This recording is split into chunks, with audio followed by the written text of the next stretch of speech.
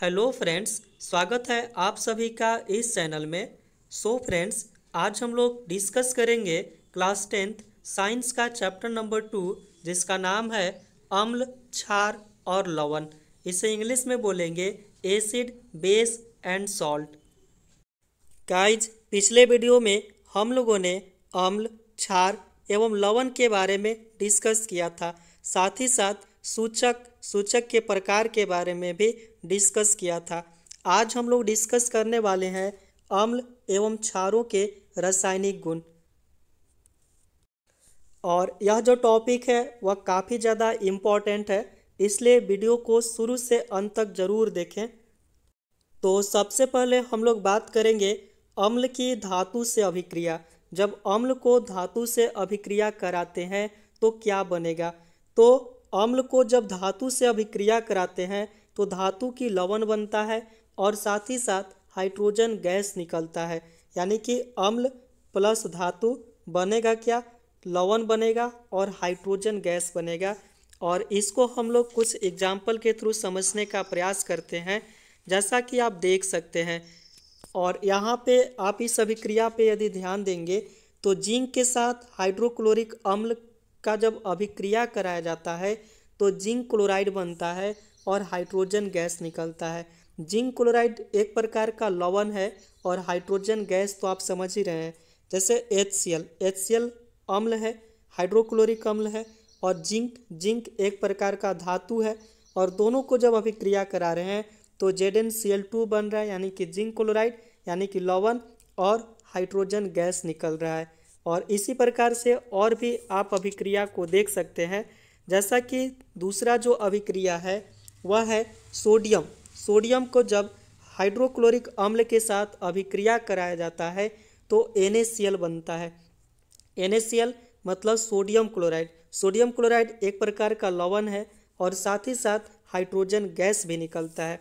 और इसी के साथ आप देख सकते हैं H2SO4 अम्ल है, और अम्ल को जब जिंक के साथ अभिक्रिया करा रहे हैं तो ZnSO4 यानी कि जिंक सल्फेट बनेगा।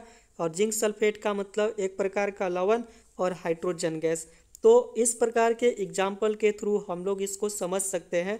तो बेसिक जो आप इसका फॉर्म देखेंगे तो आपको यही याद रखना है कि जब अम्ल को धातु के साथ अभिक्रिया कराएंगे तो लवण बनेगा और हाइड्रोजन गैस बाहर निकलेगा। गाइज, अभी जो हम लोगों ने पढ़ा वह पढ़ा कि धातु को अम्ल के साथ अभिक्रिया कराएंगे तो लवण और हाइड्रोजन गैस बनेगा। लेकिन हम कैसे जानेंगे कि वह हाइड्रोजन गैस है? तो इसको हम लोग जांच करते हैं, यानी कि हाइड्रोजन गैस की जांच किया जाता है। जांच करने का बहुत ही सिंपल सा विधि होता है, और इस विधि में एक जलती हुई जो मोमबत्ती होता है उस गैस के पास ले जाया जाता है। और वह जो मोमबत्ती है यदि पॉप ध्वनि के साथ यदि जलता है तो इससे पता चलता है कि उससे निकलने वाली जो गैस है वह हाइड्रोजन गैस है, क्योंकि पॉप ध्वनि जो होता है वह हाइड्रोजन गैस से ही उत्पन्न होता है। और इसलिए इसको पॉप टेस्ट के नाम से भी जानते हैं। यानी कि हाइड्रोजन गैस से निहित जो परख नली होता है उसके पास जब एक जलती हुई मोमबत्ती को लाई जाती है तो पॉप ध्वनि उत्पन्न होती है। और इस टेस्ट को हाइड्रोजन की उपस्थिति दर्शाने के लिए प्रयोग किया जाता है। और इससे पता चलता है कि अभिक्रिया के दौरान निकलने वाला जो गैस है वह एक प्रकार का हाइड्रोजन गैस है। और आगे बढ़ते हैं। अगला जो रासायनिक गुण है वह है धातु कार्बोनेट के साथ अम्ल की अभिक्रिया। यानी कि जब कभी अम्ल को किसी भी धातु कार्बोनेट के साथ अभिक्रिया कराया जाता है तो संगत लवण, कार्बन डाइऑक्साइड और जल प्राप्त होता है। संगत लवण का मतलब होता है कि जिस धातु कार्बोनेट के साथ अभिक्रिया कराएंगे उसी धातु का लवण बनेगा। और इसका सामान्य सूत्र कुछ इस प्रकार से लिख सकते हैं, धातु कार्बोनेट प्लस अम्ल और बनेगा लवण, बनेगा कार्बन डाइऑक्साइड, बनेगा और जल बनेगा। तो कुछ इस प्रकार का सिंपल फॉर्म हम लोग लिख सकते हैं। और एक बात आप जान लीजिए, जो कैल्शियम कार्बोनेट होता है यानी कि CaCO3, कैल्शियम कार्बोनेट जो होता है उसका नाम होता है चूना पत्थर भी बोलते हैं, चौक भी बोलते हैं और संगमरमर भी बोलते हैं। तो आप ध्यान रखेंगे CaCO3 कैल्शियम कार्बोनेट को चूना पत्थर, चौक और संगमरमर भी बोलते हैं। अब आइए इसे कुछ उदाहरण के थ्रू समझने का प्रयास करते हैं। और पहला उदाहरण की अगर बात की जाए तो आप देख सकते हैं यह है कैल्शियम कार्बोनेट। कैल्शियम कार्बोनेट को अम्ल से अभिक्रिया करा रहे हैं और यहाँ पे अम्ल है हाइड्रोक्लोरिक अम्ल। जब दोनों को अभिक्रिया कराते हैं तो कंपाउंड जो बनता है वह लवण बनता है, कार्बन डाइऑक्साइड बनता है और जल बनता है। लवण की अगर बात करते हैं तो बनता है कैल्शियम क्लोराइड, कार्बन डाइऑक्साइड आप देख सकते हैं और जल भी यहाँ पे बन रहा है। तो इस प्रकार से जब कभी भी अम्ल को धातु कार्बोनेट के साथ अभिक्रिया कराएंगे तो लवण, कार्बन डाइऑक्साइड और जल बनेगा। अब इसे दूसरे एग्जाम्पल के थ्रू समझने का प्रयास करते हैं।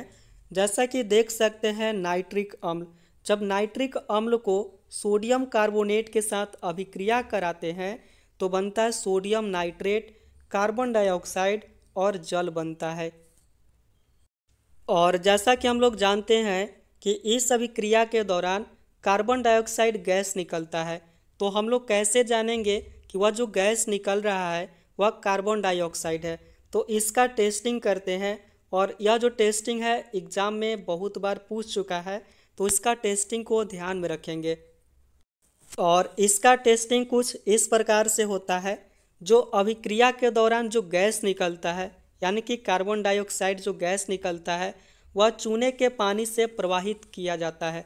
जब चूने वाला पानी से जब उसको प्रवाहित करते हैं तो उसका जो रंग होता है वह बिल्कुल सफ़ेद हो जाता है, यानी कि पानी दूधिया हो जाता है, दूध के जैसा सफ़ेद हो जाता है।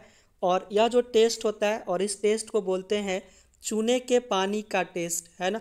चूने का पानी का टेस्ट इसलिए क्योंकि चूने के पानी में कार्बन डाइऑक्साइड को प्रवाहित किया जाता है। और इस रिएक्शन को कुछ इस प्रकार से लिख सकते हैं, जैसा कि हम लोग जानते हैं कि जो चूना का जो पानी होता है वह होता है CaOH का होल ट्वाइस, और उसको हम लोग उसमें प्रवाहित कर रहे हैं कार्बन डाइऑक्साइड यानी कि CO2। तो जो कंपाउंड बनता है सफ़ेद जो बनता है वह बनता है CaCO3 कैल्शियम कार्बोनेट और बनता है जल। तो कुछ इस प्रकार से इसका टेस्टिंग किया जाता है और टेस्टिंग जो है वह इम्पॉर्टेंट है, आप इसको माइंड में ज़रूर रखेंगे। और अगला जो रासायनिक गुण है कुछ इस प्रकार से है, यानी कि अम्ल को जो अभिक्रिया कराएंगे वह धातु हाइड्रोजन कार्बोनेट के साथ कराएंगे। धातु भी होगा, हाइड्रोजन भी होगा और कार्बोनेट भी होगा, इसलिए इसको बोलते हैं बाई कार्बोनेट, है ना। ध्यान रखेंगे धातु हाइड्रोजन कार्बोनेट को बाई कार्बोनेट भी बोलेंगे, जैसा कि हम लोग इस अभिक्रिया के थ्रू समझ सकते हैं। यानी कि जब कभी भी धातु कार्बोनेट को अम्ल से अभिक्रिया कराते हैं तो लवण, कार्बन डाइऑक्साइड और जल बनता है। और इस फॉर्मेट के थ्रू आप लोग इसका स्टेटमेंट भी लिख सकते हैं। और जैसा कि यहाँ पे देख सकते हैं धातु हाइड्रोजन कार्बोनेट है और प्लस में जल है, तो हम लोग स्टेटमेंट में लिखेंगे जब धातु हाइड्रोजन कार्बोनेट को अम्ल से अभिक्रिया कराते हैं तो लवण, कार्बन डाइऑक्साइड और जल बनता है। आइए इसे कुछ उदाहरण के थ्रू समझने का प्रयास करते हैं। और यहाँ पे आप देख सकते हैं यह है sodium hydrogen carbonate. Sodium hydrogen carbonate को सोडियम बाई कार्बोनेट भी आप बोल सकते हैं। तो जब सोडियम बाई कार्बोनेट को हाइड्रोक्लोरिक अम्ल यानी कि HCl से अभिक्रिया कराते हैं तो बनता है लवण। लवण के स्थान पे सोडियम क्लोराइड यानी कि NaCl बनता है और कार्बन डाइऑक्साइड यानी कि CO2 और जल यानी कि H2O बनता है। और इस अभिक्रिया को हम लोग अभी डायरेक्ट पढ़ रहे हैं, यानी कि आपको 10th क्लास में चीज़ों को डायरेक्ट याद कर लेनी है।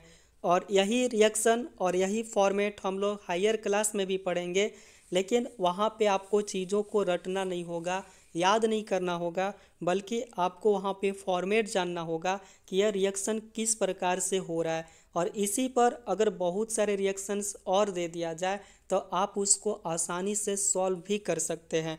तो हायर क्लास में आपको चीज़ों को समझना होगा, सीखना होगा कि किस प्रकार से रिएक्शंस बनते हैं, कैसे उसका फॉर्मेशन होता है। तो गाइज, जिस प्रकार से हम लोगों ने अम्ल का रासायनिक गुण पढ़ा, उसी प्रकार से क्षार का भी रासायनिक गुण होता है। आई होप कि यह वीडियो आपको पसंद आया होगा और मिलते हैं नेक्स्ट वीडियो में। नेक्स्ट वीडियो में हम लोग क्षार का रासायनिक गुण के बारे में डिस्कस करेंगे।